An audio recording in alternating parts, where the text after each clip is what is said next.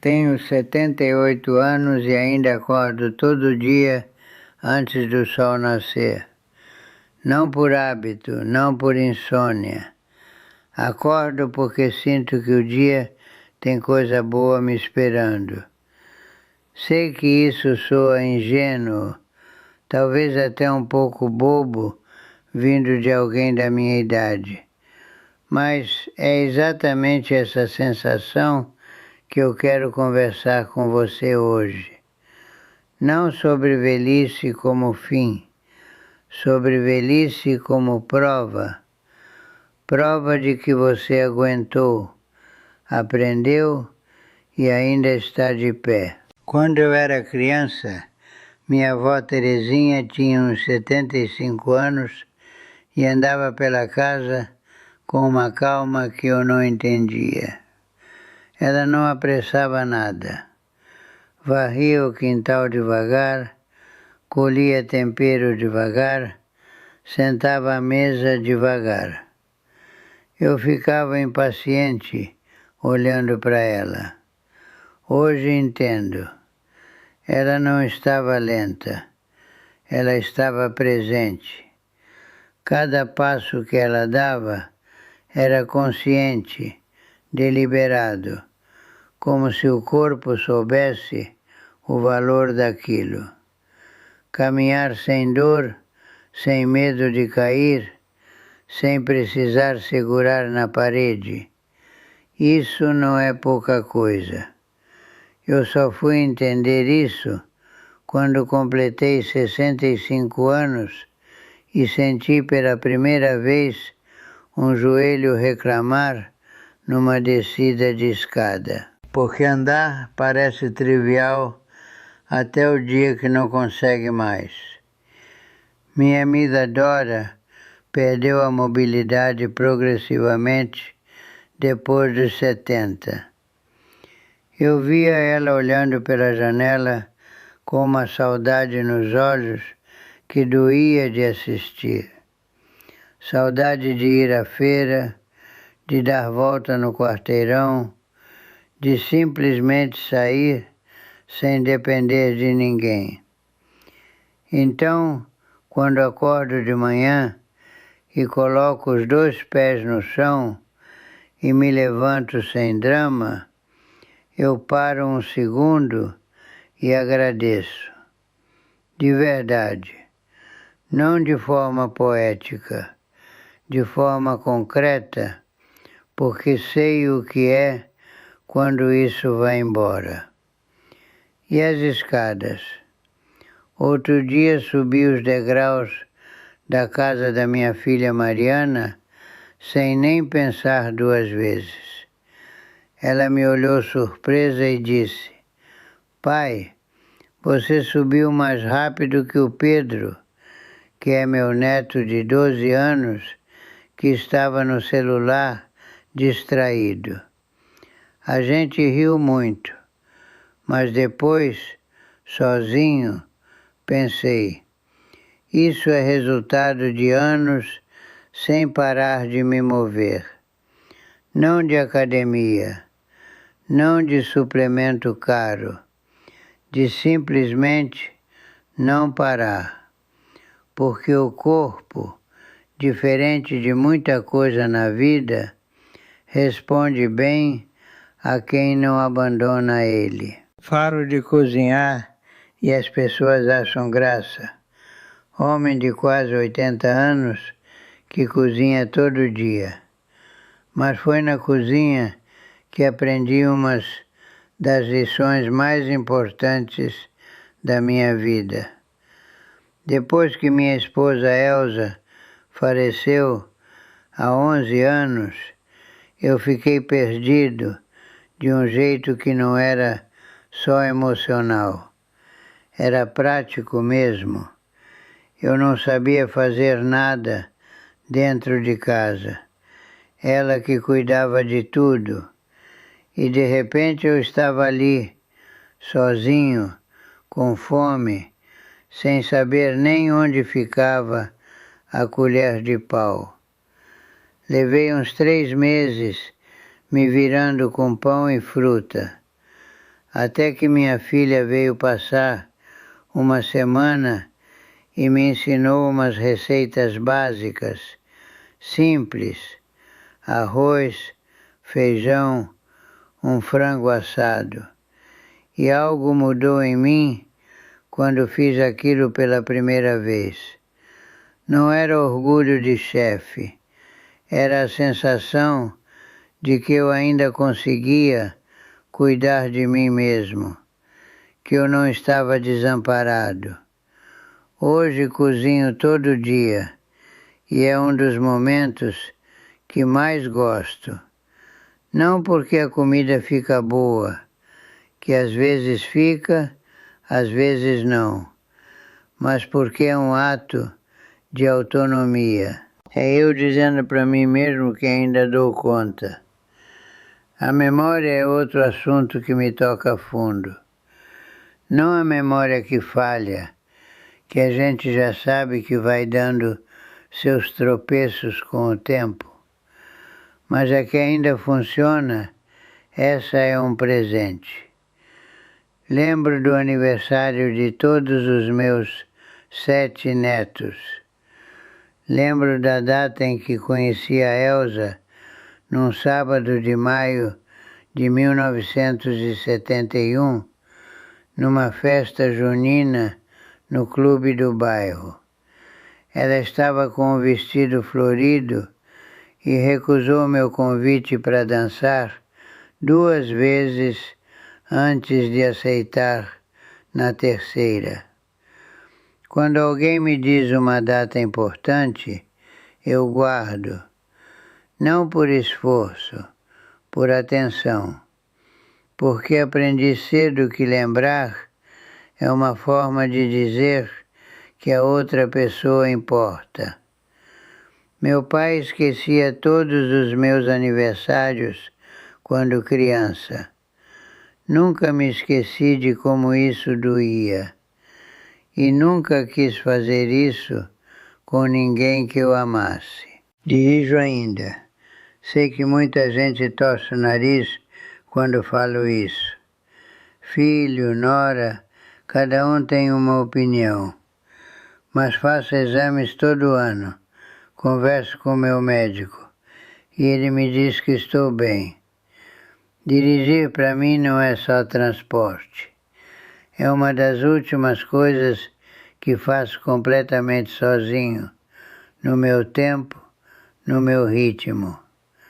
Quando saio para comprar pão de manhã cedo, com a cidade ainda quieta, a janela entreaberta, aquilo é meu. Ninguém precisa me levar, ninguém precisa esperar, ninguém precisa abrir mão de nada por mim. E essa sensação de não ser um peso, de não precisar pedir favor para coisa básica, vale mais do que consigo explicar. Tenho uma horta pequena no fundo do quintal. Tomate, manjericão, cebolinha, um pé de limão teimoso que quase morreu 3 vezes e nunca desistiu, igual a mim. Cuido disso todo dia. É minha meditação, embora eu nunca usasse essa palavra quando mais novo. Meu pai chamava de ir mexer na terra. Era o que ele fazia quando estava preocupado, quando brigava com alguém, quando precisava pensar. Herdei isso dele sem perceber. Há algo no ato de cuidar de uma coisa viva que organiza a cabeça. Você rega, poda, espera e no dia seguinte volta e vê que deu certo ou não deu, mas o processo te acalma de um jeito que remédio nenhum faz igual. Carrego as compras do mercado ainda. Não as sacolas pesadas de quem compra para o mês inteiro, mas as minhas, de quem compra em quantidade certa para a semana. e faço isso a pé quando posso. Meu médico diz que caminhar 30 minutos por dia faz mais pela minha saúde cardiovascular do que boa parte das coisas que se vendem em farmácia. Não preciso de mais motivação que essa, mas a motivação real, a que ninguém me ensinou, veio quando vi meu vizinho Augusto, que tinha 2 anos a mais que eu, ser internado depois de um tombo dentro de casa. Perda de força, osso fraco, corpo que foi sendo descuidado ao longo dos anos. Quando saiu do hospital, precisou de andador. Nunca mais foi o mesmo. Eu não quero isso. Então carrego minhas sacolas, subo minha escada, faço minha caminhada e trato o corpo como o único lugar onde sou obrigado a morar até o fim. Comecei a fazer alongamento todos os dias há uns 10 anos. Foi a Mariana que me convenceu. Ela disse: pai, não precisa ser nada grandioso. 5 minutos de manhã, só para não enferrujar. 5 minutos viraram 15, 15 viraram meia hora. Hoje é o que me coloca em movimento. Quando pulo esse ritual, o dia inteiro parece torto. Não é sobre ser atleta, é sobre o sinal que você manda para o seu próprio corpo. Eu ainda ligo para você, ainda estou aqui, porque o corpo responde a isso. Juro que responde. Tenho amigos. Isso parece óbvio, mas não é. Muita gente chega nos 70 e foi ficando sozinha aos poucos, sem nem perceber. Os colegas de trabalho ficaram para trás quando a aposentadoria chegou. Os vizinhos mudaram. A vida foi encolhendo. Eu tive sorte, ou tive cuidado, não sei bem qual dos dois. Todo mês almoço com 3 amigos que conheço há mais de 40 anos. A conversa é sempre a mesma e sempre diferente. Falamos dos filhos, das dores, das notícias, das besteiras que a gente fez quando jovem. Saio desses almoços mais leve. Tem algo em se sentir conhecido de verdade, em estar com gente que te viu em vários capítulos da vida, que sustenta a gente de um jeito que não consigo explicar em palavras técnicas, mas sinto no peito. Outro dia troquei um sifão que estava com vazamento na pia. Levei uns 40 minutos, vi um vídeo explicativo, fiz 2 erros antes de acertar, mas fiz, e quando abri a torneira e não pingou nada, tive uma satisfação ridiculamente desproporcional ao tamanho do problema. Mas essa é a questão. Não é sobre o sifão, é sobre saber que você ainda resolve, que você não está reduzido a esperar que alguém apareça para cuidar das coisas que são suas. Cada pequeno concerto que faço em casa é uma declaração silenciosa de que ainda estou no controle da minha própria vida. Leio todo dia. Sempre li, desde menino, mas hoje leio diferente. Antes lia rápido, com pressa de chegar no fim. Hoje leio devagar, volto nos parágrafos, paro para pensar. Fico com um livro por semanas às vezes, não por dificuldade, mas porque quero aproveitar. A leitura me mantém conectado com o mundo de um jeito que nenhuma outra coisa substitui. Estimula uma parte da cabeça que envelhece bem quando você usa e mal quando abandona. Não precisa ser livro denso. Qualquer coisa que você leia com atenção genuína faz o trabalho. O importante é não parar. Sobre tecnologia, vou ser honesto. Tive resistência. Muita. Quando meu genro Pedro tentou me ensinar a usar o celular pela primeira vez, eu devolvi o aparelho para ele 2 vezes, dizendo que não precisava disso.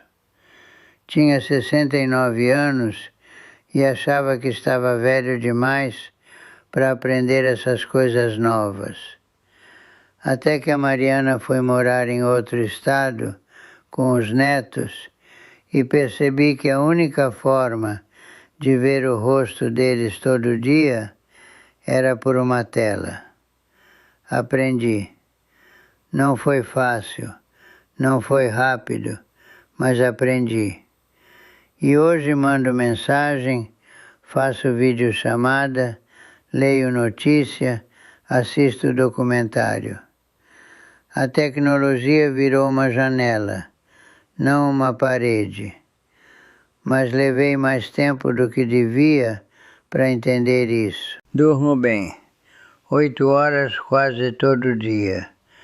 Fui um homem que dormia pouco durante décadas, por orgulho, achando que descansar era perda de tempo. Quando estava no pico do trabalho, me vangloriava de dormir 5 horas e estar de pé antes de todo mundo. Hoje sei que paguei um preço por isso, que o corpo foi guardando essa dívida em silêncio. Agora respeito o sono como respeito qualquer coisa que mantenha a máquina funcionando. Durmo cedo, acordo cedo e acordo bem. Isso não é sorte, é resultado de ter parado de lutar contra o que o corpo pede. Cuido das minhas finanças ainda, faço minhas contas, planejo meus gastos, guardo um pouco todo mês, mesmo que seja pouco. Tem gente da minha geração que entregou tudo para um filho, uma filha, e depois perdeu a autonomia junto com o dinheiro. Não tenho crítica a essas pessoas. Cada situação é diferente. Mas para mim, saber que consigo administrar o que é meu, que não preciso pedir permissão para gastar no que quero, que posso dar um presente para o neto sem consultar ninguém primeiro, isso é uma forma de dignidade que guardo com cuidado. E sobre envelhecer com postura positiva, vou dizer uma coisa que levei tempo para aprender. Não é sobre fingir que está tudo bem, é sobre escolher onde colocar o foco. Tenho dores, tenho saudades, tenho coisas que já não consigo fazer como antes. A Elza faz falta todo dia, especialmente de tarde, que era quando a gente tomava café junto e conversava sem pressa.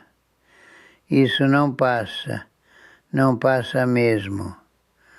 Mas aprendi a carregar a saudade sem deixar que ela ocupe o lugar da vida que ainda tenho.